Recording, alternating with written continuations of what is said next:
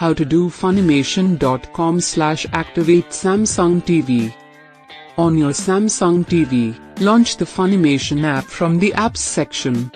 If you don't have the app installed, you can download it from the Samsung TV App Store. Once the Funimation app is launched, an activation code will appear on your TV screen. Take note of the activation code and leave the app running on the TV.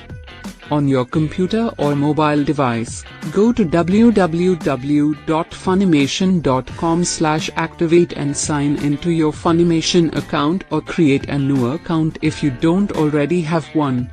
Input the activation code from your TV into the relevant sections on the website and click the Activate button. Wait for a few moments while the activation process completes. Once the activation is complete, you should see a confirmation message on both your TV and the activation website. Return to your Samsung TV and start watching your favorite anime content on Funimation. Thanks for watching. Subscribe our channel and activate bell icon for more updates.